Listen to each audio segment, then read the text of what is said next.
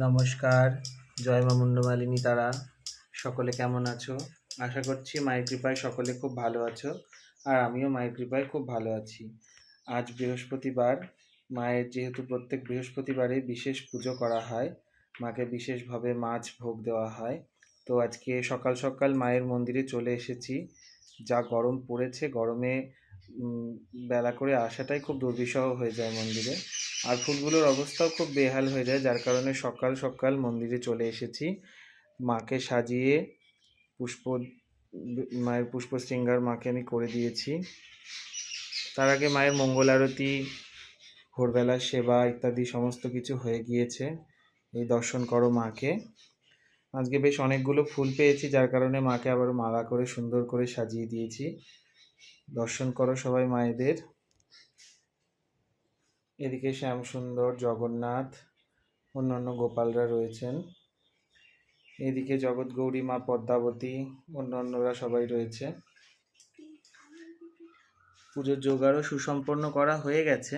বিশেষ কিছু দেইনি আজকে, সামান্য নৈবেদ্য আর এই সামান্য ফুল টুল ইত্যাদি দিয়ে নিত্য পুজো এভাবেই করা হয়। দর্শন করো সবাই মাকে। সাজ এবং শৃঙ্গারের পর সবকিছু সাজিয়ে গুছিয়ে নেওয়ার পর এবার আমি পুজো করে নিচ্ছি মায়ের উদ্দেশ্যে পুজো করে নিচ্ছি। পুজোটা দেখবে সকাল সকাল যদি করা হয়, মন থেকে খুব শান্তি পাওয়া যায়। আর এই যা রোদ গরম হয়েছে, যার কারণে বিশেষ বেলা করে গেলে পরে ফুলেরও বেহাল দশা থাকে, আর মনটাও ঠিক সেইভাবে সায় দেয় না, বিচলিত হয়ে থাকে গরমে। মানে প্রাণ একদম ওষ্ঠাগত হয়ে থাকে, শান্তির ভাবটা ঠিক আসে না। যার কারণে যতটা সকাল সকাল করতে পারা যায়, চেষ্টা করি যাতে সকাল সকাল করে নেওয়া যায়। এই দেখো আমি পুজো মায়ের করে নিচ্ছি। পুজো টুজো এদিকে আবার সুসম্পন্ন হলে, যেহেতু বৃহস্পতিবার, ভালো করে একটু করে নিচ্ছি। কেননা আজকে কোনো ভক্ত সমাগমের বিষয় যেহেতু থাকে না, তার কারণে একটু শান্তি মতন পুজো করতে পারি। আর ভক্ত সমাগম হলে তাদের বিভিন্ন কিছু নিয়ে ব্যস্ত থাকি, মায়ের দিকে যতটা পারা যায় করে ওদিকে আবার দেখতে হয়। যার কারণে আজকে ভক্ত সমাগম নেই, একটু শান্তি মতন মায়ের পুজোটা আনন্দ করে করে নিচ্ছি। মাকে নিবেদন করে দিচ্ছি নৈবেদ্য। দর্শন করো সবাই।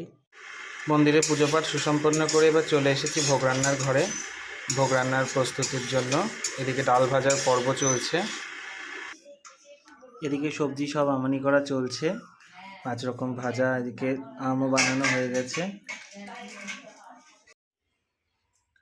রান্নাবান্না সুসম্পন্ন করে আমার মাকে ভোগ নিবেদন করা হয়ে গেছে, তার সঙ্গে শ্যামসুন্দরকেও ভোগ নিবেদন করা হয়ে গেছে। সবাই দর্শন করো, ভোগ দর্শন করো, শ্যামসুন্দরকে দর্শন করো। দর্শন করো সবাই ভোগের পারস। আজকে ভোগে ছিল লঙ্কা, লেবু, শাক ভাজা, আলু ভাজা, কাঁকরোল ভাজা, পটল ভাজা, ভেন্ডি ভাজা। আর এদিকে ছিল লাউ দিয়ে মুগের ডাল, পনিরের রসা, আমের চাটনি, দই, মিষ্টি, জল ও তার সঙ্গে তুলসী। এটা হলো আমার শ্যামসুন্দরের ভোগ। এই যে মায়ের ভোগ, সবাই দর্শন করো। মায়ের ভোগের পারস, মায়ের ভোগের পারস সবাই দর্শন করো। মায়ের ভোগেও আজকে ওই একই রকম নিরামিষের যা যা ছিল, কাঁচা লঙ্কা, গন্ধরাজি লেবু, শাক ভাজা, আলু ভাজা, কাঁকরোল ভাজা, পটল ভাজা আর ভেন্ডি ভাজা আর অন্ন। এদিকে নিরামিষে ছিল ওই লাউ দিয়ে মুগের ডাল, সেটাই আছে, পনিরের রসা, আর আমিষে পুঁটি মাছ ভাজা, কাতলা মাছের তেল ঝোল, এদিকে আমের চাটনি, দই, মিষ্টি, জল সহযোগে। এই আজকে আমার বৃহস্পতিবার উপলক্ষে মাকে নিবেদন করা আমিষ ভোগ। সবাই দর্শন করো, ভোগের দর্শনে সকলের দুর্ভোগ কাটুক। দর্শন করো সবাই। আর একটা প্রসঙ্গ, যেটা বৃহস্পতিবার দিন মাকে কেন আমিষ ভোগ নিবেদন করা হয়। মাকে বৃহস্পতিবার দিন এ কারণে আমিষ ভোগ নিবেদন করা হয়, যবে থেকে আমাদের মা প্রতিষ্ঠিত রয়েছেন এখানে, মা যবে থেকে এখানে আবির্ভূত হয়েছিলেন, ঠিক সেই সময় থেকেই মায়ের একটাই নির্দেশ ছিল যে শনি মঙ্গলবার যখন অমাবস্যা পড়বে, সেই সময় মাকে সেই তিথিতেই কেবলমাত্র মাছ ভোগ দিতে হবে। তো যথারীতি সেই আজ্ঞাই পালন করা হতো। তারপরে নিত্যভোগ যখন শুরু হলো, বিশেষ অসুবিধার কারণে তখন নিত্যভোগ হতো না। তারপরে যখন পরবর্তীতে আবার মায়ের আদেশ হলো মায়ের নিত্যভোগের জন্য, তো মায়ের নিত্যভোগ দেওয়া যখন শুরু হলো, সেই দিনটি প্রথম ছিল কিন্তু বৃহস্পতিবার। যেহেতু বৃহস্পতিবার ছিল, আর আমি বাজারহাট করতে গেছিলাম ভোগের জন্য, সব বাজারহাট করে আমি বাড়ি যথারীতি চলে এসেছি।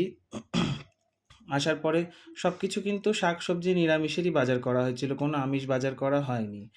তো যেখান থেকে বাজার করেছিলাম সেখানে কোনো রকম মাছ মাংসের কোনো বিষয়ও ছিল না। তো বাজারহাট করে যথারীতি বাড়ি চলে আসি। বাড়ি চলে আসার পর দেখা যায় অদ্ভুতভাবে শাকের আঁঠির মধ্যে একটি মাছ ছিল। তো শাকের আঁঠির ভেতরে মাছ ছিল, আঁঠি বাঁধা রয়েছে।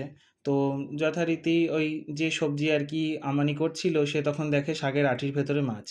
তখন আমায় জিজ্ঞাসা করলো কি করব। তখন আমার স্মরণে হলো যে নিশ্চয়ই তার মানে মায়ের মাছ খেতে ইচ্ছা হয়েছে। আর একটা কথা বলে রাখি, যেটা আর কি আমার বলা হয়নি আগে। তো আমিও ভেবেছিলাম যে মায়ের যেদিন প্রথম আর কি ভোগ দেওয়া হবে সেই দিনকে মাকে মাছ দেওয়া হবে। তো ভেবেছিলাম যে করবে, তার পরিশ্রম হবে, গরমের কারণে আনা হয়নি। তো ওই শাকের আঁঠির ভেতরে অদ্ভুতভাবে মাছ ছিল। তখন আমার সেই কথাটা মনে পড়ে যায় যে আমি তো বলেছিলাম যে মাকে মাছ ভোগ দেবো, আমি তো আনিনি। তো মাই হয়তো মায়ের মহিমা দিয়ে আর কি ওই শাকের ভেতরে মাছ নিয়ে এসেছিলেন। যাই হোক, অনেকের হয়তো এই কথাটি গল্প বলে মনে হতে পারে, বা আহ, যাই হোক মিথ্যে বলে মনে হতে পারে, কিন্তু এটা সত্য ঘটনা একটা। তারপর থেকে মায়ের আদেশ হয় যে আমাকে প্রত্যেক বৃহস্পতিবার দিন মাছ দিতে হবে। সেই কারণেই মাকে প্রত্যেক বৃহস্পতিবার দিন মাছের ভোগ নিবেদন করা হয়। আর বাৎসরিক পুজো যখন হয় তখন মাকে পাঁঠার মাংসও নিবেদন করা হয়, এবং বিশেষ বিশেষ তিথিতেও মাকে পাঁঠার মাংস নিবেদন করা হয়।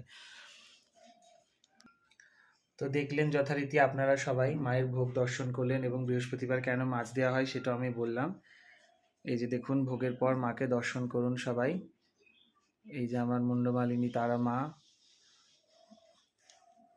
দর্শন করুন সবাই। ভিডিওটা যদি ভালো লেগে থাকে সবাই লাইক, কমেন্ট, শেয়ার এবং সাবস্ক্রাইব অবশ্যই করবেন, এবং চ্যানেলটির পাশে থাকবেন, সাথে থাকবেন। সকলের ভালো হোক, সকলের মঙ্গল হোক, কল্যাণ হোক, এই আমার মায়ের কাছে প্রার্থনা। এবং বিশ্ব শান্তির জন্য মায়ের কাছে আমি প্রার্থনা করছি। যা রোদ গরম চলছে তার জন্য মায়ের কাছে একটু বৃষ্টি প্রার্থনা করছি, যাতে সবাই একটুখানি সুশীতল হতে পারে। আর সবারই কাছে একটা কথা আমি অনুরোধ করব, দয়া করে সবাই পারলে পরে একটু একটু গাছ লাগাবেন। তাহলে দেখবেন এই যে এত গরম পরিস্থিতি যেটা চলছে, আস্তে আস্তে সেই পরিস্থিতি আমরা হয়তো জয় করতে পারবো। জয় মা তারা, সকলে ভালো থাকবেন, সুস্থ থাকবেন, আনন্দে থাকবেন।